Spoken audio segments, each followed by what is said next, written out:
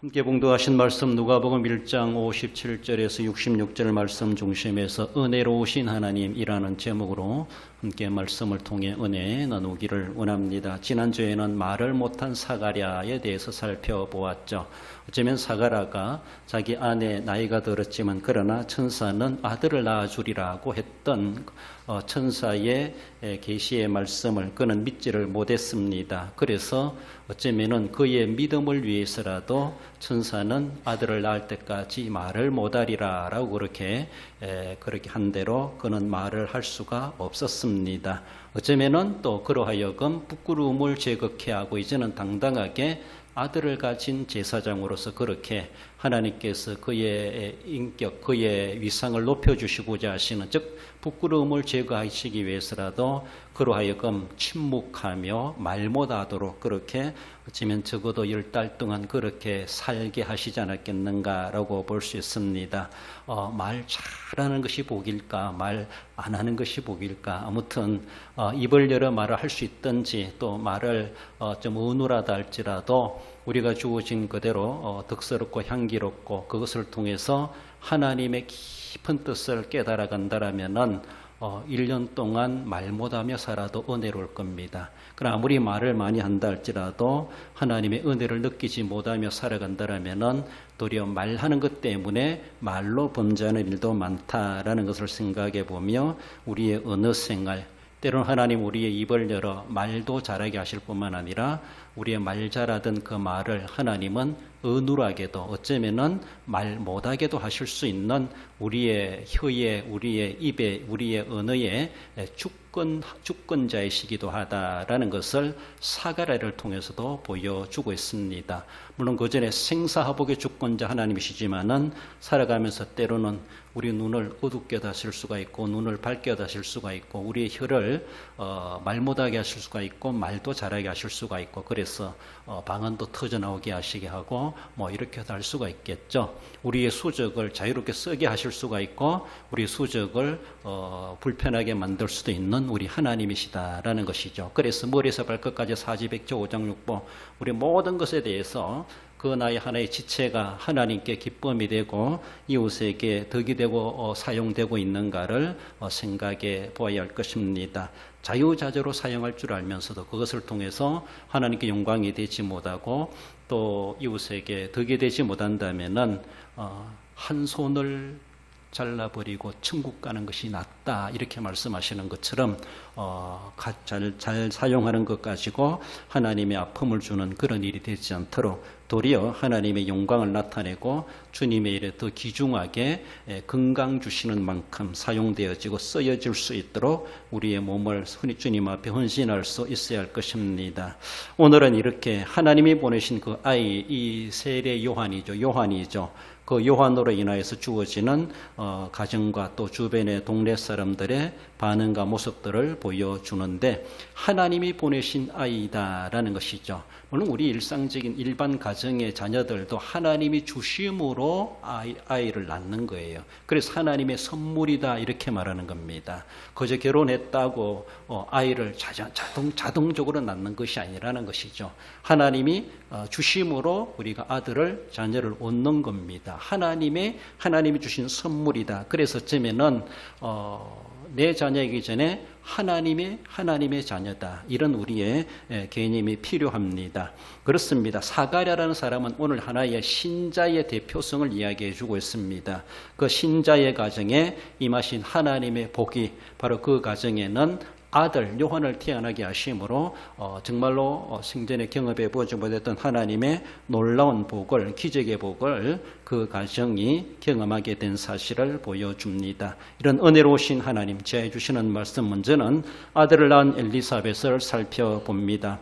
57절에 엘리사벳이 해산할 기한이 차서 아들을 낳으니 어쩌면은 사가랴는 제사장으로서 24 반차를 쫓아서 자기 당번 때에 어쩌면은 성전에서 섬기고 집으로 퇴근했을 겁니다. 퇴근하는데 말도 못하며 입이 다쳐가지고 퇴근하는 그 사가랴, 말을 못하였지만은 엘리사벳에게 천사가 고지한 그 내용에 대해서 몸짓으로도 알려주었을 겁니다. 그래서 이미 부부 사이에서는 이미 그런 일들이 있었다는 것에 대해서 다 소통이 되고 알게 되지 않았겠는가라고 볼 수가 있습니다. 그리고 그 약속을 믿음으로 받아 천사의 고지하신, 즉 하나님의 계시죠. 그 계시가 실현되어서 여러 달 후에 정말로 그들은 숨어 살듯이 살았지만은 결국은 하나님이 말씀하신 대로 아들을 낳게 되었다라는 것을 본문은 말씀합니다. 하나님께서는 우리에게 믿음을 각성시켜 주시고 하나님의 언약을 성취해 주시는 하나님이십니다.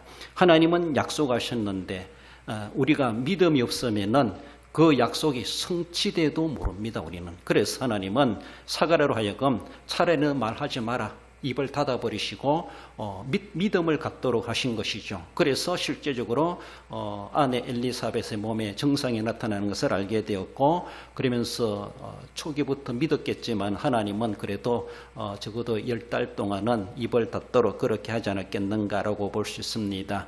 믿음을 각성시키시고 나서 언약을 성취해 주시는 우리 하나님이시다라는 것이죠. 하나님의 놀라운 언약의 성취를 경험하려 그러면은 중요한 것은 내가 믿음의 텃밭이 준비되어야 된다는 것이죠. 믿음이 준비되지 않은 가운데 하나님의 언약이 성취돼도 성취된 줄도 모르고 느낄도 모르고 은혜인지도 모르고 감각도 없고 나와는 간고도 없는 일이 될 수가 있습니다. 그래서 그 무엇보다도 하나님이 하시는 일에 대해서는 그것을 경험하기 위해서는 우리가 또 기적도 우리가 말해볼 수 있는데, 기적을 경험하기 위해서는 믿음이 준비되어야 됩니다. 그래서 믿는 대로 우리 주님 말씀하지 않습니까? 믿음을 각성시키시고 나서 이 사가랴로 하여금 10달 동안 적어도 말 못하게 만들어 놓고 하나님은 그로 하여금 믿음을 갖게 하셨다라고 볼 수가 있죠.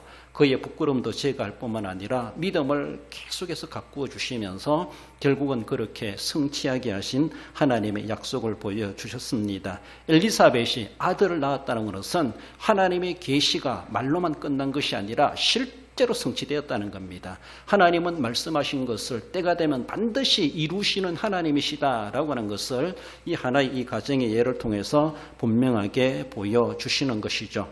그렇습니다. 엘리사벳의 출산 소식이 온 가족들에게 기쁨이 되었고 즐거움이 되었다라고 말씀하죠. 58절에 이웃과 친족이 주께서 그를 크게 긍휼히 여기심을 듣고 함께 즐거워하더라. 그렇습니다. 어쩌면은 노년에 또 어쩌면 그렇게 어렵다라고 생각했던 그 연령에, 그 나이에 이렇게 임신이 되어서 정말 옥동자 아들을 낳았다는 이 소식이 온 동네방네 누구든지 기뻐할 만한 그런 아름다운 소식이었죠. 그렇습니다. 생명이 탄생된다는 것은 그렇게 기쁜 일이라는 것을 우리는 알아야 되는데 요새 우리 젊은이들은 그 생명의 탄생의 즐거움을 시당초 거부하는 이런 모습들이 있지 않나라고 볼 수 있는데, 어쩌면 성경적이지 못하다, 창조의 질서에 맞지 않다라고 볼 수 있습니다. 일단 결혼해야 되고, 결혼하면은 생육하고 번성하고 생명의 탄생의 그 즐거움과 기쁨을 경험해 봐야 되죠. 그렇지 않습니까? 물론 이 해산이라고 하는 것은 하나님이 한 여성들에게 주신 하나님의 죄값이라고도 볼 수가 있습니다. 그래서 아담은 땀 흘려 일을 해야 먹고 살지만은 여자들은 해산의 고통을 느낄 것이다라고 말씀하시지만은 하나의 벌로 주셨지만 그 벌 속에는 하나님의 축복이 담겨져 있습니다. 새 생명 탄생이라고 하는 것. 그래서 새 생명의 탄생은 그렇게 아주 쉽게 얻어 걸리는 것이 아니라 고통과 아픔을 통해서 얻어지는 그런 하나님의 복이라고 하는 것. 그렇잖아요. 우리가 고생해서 돈 벌어놓으면 그 돈 쓰기 참 아깝습니다. 그렇잖아요. 내가 어떻게 벌은 돈인데. 근데 쉽게 벌으면 아주 쉽게 써버립니다. 별로 가치를 느끼지를 못해요. 잃어버려도 뭐 그만인 것을 이렇게 생각하지만은, 그래 내가 애를 써서 땀 흘려서 고생해서 벌어놓은 것, 그래서 일궈놓은 것에 대해서는 그만큼 애정이 깊습니다. 그렇습니다. 그만큼 내가 너를 어떻게 배 아파 낳았는데 라고 하면 우리 엄마들은 아들 딸들을 보면서 그래 낳았는데 네가 그렇게 할 수가 있냐라고 하며 서운해하는 것을 볼 수가 있습니다. 아무튼 참 여성들이 고생이 많았는데 그 고생 속에 아픔 속에 하나님은 새 생명의 기쁨도 하나님이 주신다라는 것이죠. 그렇습니다. 온 세상에 있는 모든 여인들이 해산의 아픔을 겪어보는 것은 그것도 하나님이 주신 징계이면서도 징계 속에 담겨진 더 큰 축복의 경험이라고 하는 것을 생각해 봐야 됩니다. 그래서 정말 애기 놓고 싶어도 못 놓는 그런 안타까운 사람들도 많이 있겠지만은 아이를 한번 낳아 본다는 것이 얼마나 귀한 은혜인가 경험인가. 생명의 탄생이라는 것이 이런 것이구나. 남의 집 아이가 태어나는 것도 좋지만은 내 몸에서 내가 몸 아파가지고 한 생명을 탄생시켜 이 사회의 한 구성원으로 그렇게 내보낸다는 것에 대해서 우리는 그만한 자부심이 있고 긍지를 가질 수가 있고 또 하나님이신 하나의 그 복을 내 생애 속에서도 이렇게 경험해 보는구나라는 것을 생각할 때 우리는 정말로 감사하게 여기지 않을 수가 없습니다. 지금 엘리사벳도 그런 경험을 그렇게 하고 싶었겠지만은 안 됐다고 볼 수가 있죠. 그러나 하나님이 특별한 은총으로 그 가정에 생명의 씨앗을 주셨고 그래서 기한이 참에 아들을 낳았다라고 말씀하십니다. 기다리고 사모하던 일 그리고 한편으로 기다림도 지쳐버리고 기다리다가 낙심되어 버리고 기다리다 낙심하는 나머지는 완전히 더 이상 안 기다리는 포기해버린 그런 상태인데 하나님은 그렇게 된 상태 그 가정에 하나님께서는 생명의 씨앗을 주셨다는 것이 얼마나 기쁘겠는가. 그렇잖아요. 결혼해가지고 한 해 두 해 지나가도 아들 소식이 자녀 소식이 없을 때 얼마나 조급하겠습니까. 어떤 분은 5년, 7년, 10년 만에 낳았다. 막 이렇게 하는 거 보면은 10년 만에 얻은 아들이라고 생각해 보세요. 얼마나 귀하겠습니까? 그렇습니다. 그렇게 기다리다가 애쓰다가 힘쓰다가 안 됐는데 그렇게 하나님께 주셨다고 생각했을 때 정말로 그동안 그렇게 서운하고 낙심하고 하나님을 원망했던 것이 한꺼번에 다 치유되는 것처럼 어쩌면 이렇게 세례 요한을 얻었을 때 사가랴와 엘리사벳 가정도 그 기쁨은 남들이 일반적인 가정에서 탄생의 기쁨을 경험하는 것보다 몇십 배나 되지 않았겠는가라고 볼 수 있습니다. 그만큼 몸고생한 만큼 마음고생한 만큼 그 가정의 기쁨도 남달랐다. 그리고 모든 사람들이 보는 사람마다 다 축하합니다라고 그렇게 인사하지 않았겠는가라고 볼 수 있습니다. 한 생명이 탄생하는 것을 그리고 또 불가능하다 했던 그 가정의 생명을 탄생케 됐다는 것에 대해서 가정뿐만 아니라 가족 친지뿐만 아니라 모든 사람들이 기뻐하고 있다라는 것을 보여주고 있는데 사실은 이 사가랴 가정에 세례 요한이 태어나는 것은 참 그 가정에 더 없는 기쁨입니다. 그리고 전혀 관계없는 동네 사람들도 축하합니다. 좋겠습니다. 얼마나 축복하겠습니까? 당연한 모습이죠. 일반적인 가정의 사항이 아니잖아요. 특별한 은혜를 받은 것처럼 여겨지니까 모든 사람들이 남모르는 사람도 지나가는 사람도 들었다면은 축하해주고 그렇게 분유값이라도 하세요라고 하면서 찬조도 하고 이러지 않았겠는가. 그렇게 주변 사람들이 기뻐했다라고 하는 것. 사실은 세례 요한이 그 가정에 태어난 것은 엄청난 기쁨입니다. 그 엄청난 기쁨은 사실은요 하나의 예행 연습에 불과합니다. 리허설에 불과하다는 것이죠. 어떤 리허설입니까? 그것은 하나님이 보여주시는 기쁨은 하나의 속된 말로 맛배기로 보여주셨어요. 그 맛배기가 얼마나 대단한 거였습니까? 사가랴는 엘리사벳을 위시한 그 친족들 또 주변의 동네 사람들도 일반 가정에 쉽게 얻은 아들의 그런 모습이 아니기 때문에 그 기쁨도 엄청 컸을 텐데 사실 그 기쁨은 앞으로 있을 기쁨에 대해서 그저 요 정도밖에 안 된다라고 보여주는 것입니다. 하나님께서 지금 하나의 리허설로 예행 연습으로 본 게임은 뒤에 있습니다. 조금 있으면은 실제적으로 막이 그쳐지게 되고 실제적인 하나님이 주시는 하늘에는 영광이요 땅에는 기뻐하는 모든 사람들에게 그렇게 평화로다. 그 날이 지금 가까워지고 있다고 하는 것을 보여주고 있습니다. 그래서 어쩌면은 사가랴나 엘리사벳은 그래도 계시의 정신을 가지고 앞으로 뒤에 일어날 일들을 어느 정도 짐작하지 않았겠는가. 세상 사람들은 눈앞에 보이는 걸 가지고 기뻐했을지 모르지만은 그래서 이 아이가 어찌 될 거라고 생각하면 사람들이 생각에 잠기는 것처럼 그 아이가 다가 아니라는 것이죠. 그 아이는 하나의 리허설에 불과하다는 것이죠. 오늘 우리를 위해서 하나님이 예비하신 그 기쁨은 진짜 아들을 보내시는 하나님의 놀라운 그 기쁨이 우리에게 예비되고 있다라는 것을 요한을 보내면서 기쁨을 먼저 맛보게 한다는 것이죠. 그렇습니다. 하나님이 얼마나 이렇게 은혜로우신 하나님이신가라고 하는 것을 보여줍니다. 그래서 시편 기자도 노래했죠. 145편 17절에 보면은 여호와께서는 그 모든 행위에 의로우시며 그 모든 일에 은혜로우시다. 의로우시고 은혜로우시다. 어쩌면은 하나의 짝을 이룬다고 볼 수 있어요. 시편 기자의 노래는 여호와께서는 그 모든 일에 의로우신 하나님이십니다. 그 모든 일에 은혜로우신 하나님이십니다.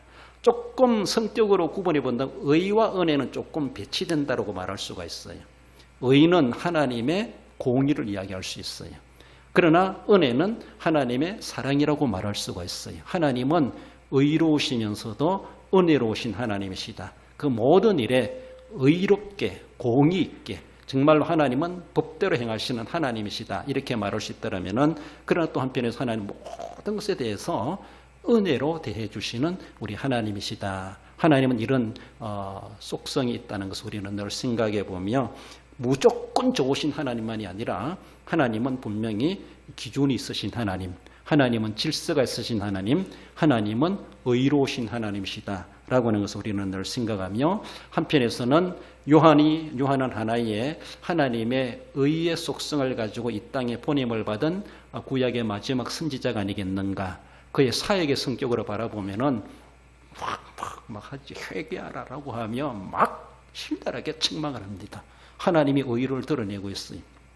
그 뒤에 오시는 예수님은 인자하심이 영원하시도다라고 말씀하시는 것처럼 그 모든 죄인들을 품으시기 위해서 그 모든 일에 은혜의 덩어리로서 이 땅에 오시는 예수님이시다라고 하는 것을 보여주고 있습니다. 그렇습니다. 아들을 낳은 엘리사벳, 그것은 바로 하나님의 언약이 이렇게 성취된다. 그 성취는 단순한 성취가 아니라 메시아를 보내주시겠다. 하나님이 수백 년 수천 년 동안 언약하신 것이 이제 실제적으로 성취된다.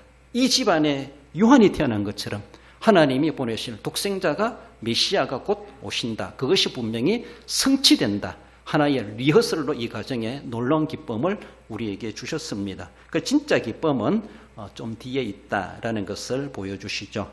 나아가서 은혜로우신 하나님은 아들의 이름을 요한이라고 짓게 하셨습니다. 63절에 그가 서판을 달라하여 그의 이름을 요한이라 쓰매 다 놀랍게 여기더라. 이에 그 입이 곧 열리고 혀가 풀리며 말을 하여 하나님을 찬송하니 10달 동안 얼마나 이 사가랴 제사장이 답답했겠습니까? 처음에는 못 믿었다 할지라도 그래도 한두 달 지나면은 아내의 몸 상태가 달라지는 걸 보면서 임신했구나 믿었겠죠. 이미 그때 믿었을 거예요. 그렇지만 하나님께서는 곧장 풀어주지 않고 아들 이름을 짓는 것까지 하나님은 참 기다리신 것 같아요. 참 하나님도 고집이 되게 세요 보면. 그러니까 진작 믿었으면 진작 풀어주시면 얼마나 좋을까 싶기도 한데 오늘 보니까 아들을 낳고 8일에 대해 할례를 행하고 이름 지을 때 돼서 이름을 사가랴가 딱 정해주니까 그제서 하나님이 입을 열어주시는 이런 참 하나님이 오미하시기도 하고 재미있으신 우리 하나님이시다라고 하는 것을 볼 수가 있는데 사가랴 개인으로 바라볼 땐 하나님께 얼마나 답답하게 여겼겠는가 싶기도 합니다. 아무튼 하나님의 심오한 뜻이 계셨겠죠. 아이가 태어나서 8일이 되면은 할례를 행하는 것이 유대인들의 관습이고 또 율법의 지시였습니다. 그리고 할례를 행하고 아이의 이름을 짓는 이런 것이 전례적으로 그 문화 속의 전통이었다라는 것이죠. 그 이름을 지을 때는 온 친족들이 와가지고 함께 할례를 행하고 그리고 이름을 짓는 것, 그 가문에 어쩜 우리로 보면은 뭐 돌림이 있죠. 그런 것처럼 가문의 이름을 짓게 되는 것이 하나의 관례였고 전통이었다라는 겁니다. 이스라엘 백성들이 이름을 짓는다는 상당한 의미가 있어요. 그래서 그 이름은 그 인생, 그 사람의 인생을 대변해 줄 만한 이름이 되기도 합니다. 그래서 의미 있게 짓는다 이렇게 볼 수가 있고, 그래서 이름을 있다 할지라도 하나님 이름을 바꾸라고 하실 때가 있어요. 그렇죠? 아브라함도 아브라함을 아브라함이라, 야곱을 이스라엘이라 이렇게 바꿨습니다. 바울도 원래 사울이죠. 그래서 나중에 예수님을 만나고 나서는 나는 사울이 아니라 나는 바울이다 라고 하며 자신 이름을 스스로 바꿉니다. 그래서 이름을 바꾼다는 것은 하나의 그 인생에 어쩌면 전환점이 된다는 겁니다. 나는 이제는 아브라함이 아니라 아브라함으로 살래. 나는 사레가 아니라 사라라 하리라. 하나님 이름을 일부러 지시해 주시기도 하셨습니다. 야곱에게 너는 이스라엘이라 하리라 라고 하면서 하나님 그 나름대로, 그래서 너는 야곱으로 살지 말고 이제는 이스라엘로 살아라 그러면서 이스라엘 이름이 되는 것이죠. 그렇습니다. 그러므로 아들의 이름을, 아이의 이름을 짓는다는 것은 그만큼 그 가문에서도 이 아이에 대한 어쩌면 예언적인 의미가 담겨져 있다. 그 인생에 대한 부모가 꿈꾸는 그대로, 아이에게 기대하는 대로 그 이름을 짓는 것이, 물론 가문의 전통에 따라서 그 돌림을 따라서 이름을 짓기도 하겠지만은, 그러면서도 의미를 깊이 있게 가졌던 것이 유대인들의 전통이요 간섭이었음을 볼 수가 있습니다. 아이 이름을 붙이는 일에 이웃들이 참여해가지고 그렇게 함께 알게 되고 이름이 이제 알려지게 되는 것이 풍습이었고, 그러했지만은 어쩌면은 요한이라 이름을 지어라 라는 것이죠. 이 요한이란 말은 이오안네스란 그런 헬라말로 읽을 수가 있는데, 그 의미인즉슨 그에게 여호와는 은혜롭다 이런 의미를 가지고 있답니다. 다르게 보면은 여호와는 은혜로우시다 이런 말입니다. 은혜로우신 하나님이시다 이런 의미가 요한이란 말에 담겨져 있다. 그렇게 그 이름의 단어를 풀이하고 있습니다. 그렇습니다. 은혜로우신 하나님, 여호와는 은혜롭다, 은혜로우시다. 그래서 요한이란 이름에 그런 의미가 담겨져 있다라는 겁니다. 그래서 가문에 따라서 사가랴 아버지 이름을 따라가지고 이름을 지으려고 했는데 엘리사벳도 아니다라고 그랬고, 그리고 사가랴 아버지한테 물어보니까 말 못하니까 스판을 달래 해가지고 요한이라 썼다라는 것이죠. 그래서 가문에서는, 집안에서는 발칵 뒤집어졌지만 그러나 아니라는 것이죠. 이건 하나님이 지어주신 이름이고 그 이름대로 이 아들은 그렇게 살 것이다 라고 하는 것에 대해서 그만큼 어머니나 이 아버지 사가랴가 하나님에 대한 확신, 믿음, 이 아들은 내 아들이기 전에 하나님의 아들이다. 하나님 우리 가정에 보내신 하나님의 사람이다. 그렇습니다. 우리 마음대로 아들을 이름 지어도 안 되고, 우리 마음대로 아들을 키워도 안 되고, 하나님이 원하시는 대로 키워야 되고, 하나님께 바쳐진 아들이다. 이런 의미를 그 이름을 짓는 그 속에, 사가랴 속에는, 부모님 속에는 이미 그런 의미가 있습니다. 내 아들이 아니라 하나님의 아들이다. 이 아들은 하나님께 바칩니다. 하나님의 뜻대로 하나님이 보내셨기 때문에 하나님께 바쳐드립니다. 하나님의 아들입니다. 나를 위해서 부모 복양하라고 아들 놓은 것이 아니라 하나님 받들어 섬기라고 낳게 하신 하나님의 아들입니다 라고 하며 하나님께 바친다는 그런 의미가 이 요한이란 가문에 없는 이름을 이렇게 짓게 했다라는 것이죠. 물론 사가랴가 지어낸 것이 아니고 하나님이 이미 그렇게 계시하셨죠. 그 이름 그렇게 지으라고. 그렇기 때문에 처음부터 끝까지, 임신하기 전부터 임신하고 나서 아들을 낳고 나서 이름을 짓는 것까지 모든 것이 이제는 하나님의 계시대로 그 가정에 사가랴와 엘리사벳이 더 적극적으로 믿음으로 순종하고, 가문에서 무슨 소리 하든지 간에 아니라는 것이죠. 우리는 가문보다 하나님의 가문이 더 중요하다. 그래서 가문에서 어른들이 무슨 소리 한다 할지라도 하나님이 하시는 말씀 그대로를 그렇게 순종한다는 것은 그만큼 하나님 앞에 절대 신앙을 보여주고 있고 하나님께 이 아들을 바칩니다라고 하는 그런 의미가 담겨져 있다라는 것입니다. 그렇습니다. 그러니까 그 아들에 대해서 상당히 많은 사람들이 앞으로 이 아들이 어떻게 될고, 이 요한으로 인하여서 이 가정에 일어난 아버지가 말을 못하게 되고, 아들을 놓고 나서 이름을 지으니까 또 입이 열렸다는 거, 이 놀라운 역사를 이 유대 산골짜기에 사람들의 소문이 완전 퍼져버렸어요. 그래서 이 아들이 어떻게 될꼬라고 하며 사람들이 얼마나 이 아들이 어떤 일을 할까 기대를 하지 않았겠는가 그런 생각을 하지만은 사가랴는 우리 읽지 않았지만은 그 뒤에 말씀해 보면은 67절부터 거부친 사가랴가 성령의 충만함을 받아 예언하여 이르되 찬송하리로다 주 이스라엘의 하나님이여.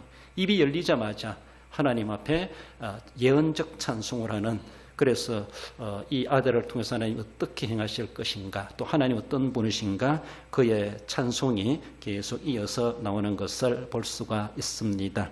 그렇습니다.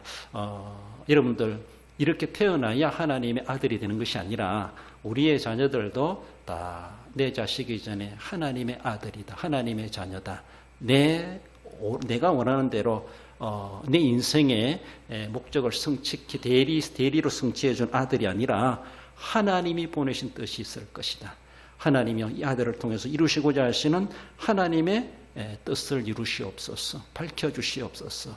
일찌감치 깨닫게 해주시옵소서. 곁길로 가지 말고 세월 낭비하지 말고 하나님의 뜻을 애시당초 깨닫고 처음부터 그렇게 간다라면은 얼마나 좋겠는가. 어쩌면은 엘리사bat과 사가랴는 일찌감치 알았어요. 일찌감치. 그래서 우리 아들이 아니라 하나님의 아들이다. 우리 마음대로 키우는 것이 아니라 하나님의 원리대로 키워야 된다. 즉 나시린으로 키워야 된다는 이미 알았죠. 그렇습니다.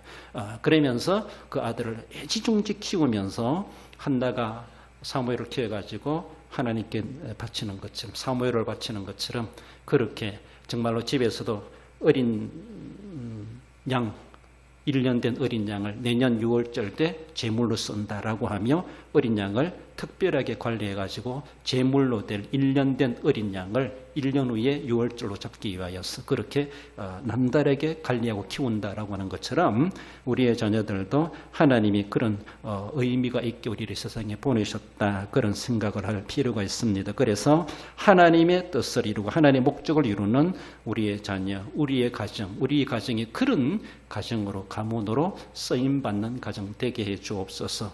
믿음의 명문 가문이라 이렇게 말하는 믿음의 명문 가문이 뭡니까? 2대, 3대, 4대 예수를 믿는 가정이 그것만이 다가 아니라 참 그것도 또 일반적으로는 좀 필요하지만은 그 믿음의 대가 끊이지 않고 이어오는 것도 좀 필요하지만은 정말로 그렇게 대가 이어져 오면서 단절되지 않고 믿음의 대를 이어가면서 얼마나 하나님의 뜻을 이루면서 섬기고 있는가라는 것도 참 내용적인 모습에서도 명문 가문이 될 수 있도록 할 수 있어야 할 것입니다. 그래서 어쩌면은 나신인으로 바친다, 하나님께 바칩니다, 이런 의미 속에 그 이름이 의미가 있다라는 겁니다. 사가랴는 자신과 아들에게 임하신 하나님의 뜻을 믿음으로 받아들였고 그랬을 때 그 입이 열리게 되었다. 그리고 하나님을 찬송할 수가 있었다.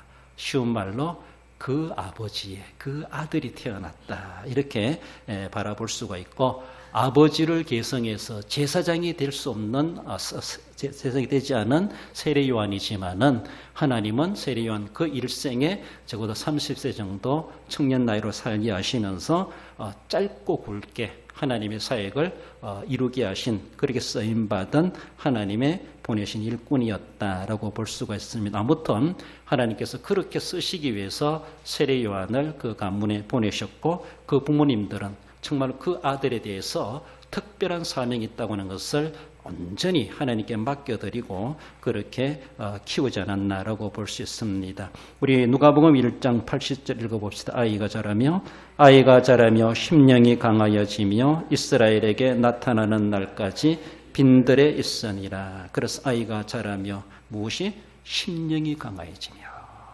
지금 성령 충만한 그런 사람으로 자라나게 되었고, 빈들에 거하면서 아무런 소유 갖지 아니하고 어쩌면 그렇게 예수님을 소개하는 자로서의 구약의 마지막 선지자라도 그 귀한 사명을 감당하게 되었다는 것을 볼 수가 있습니다. 이러한 모습 속에서 자녀손들이 부모의 신앙을 잘 계승받아 가지고 정말로 실제적으로 하나님의 역사를 이루는데 쓰임받는 그런 가정이 되어질 때 믿음의 명문 가문이 아닌가라고 볼 수 있습니다.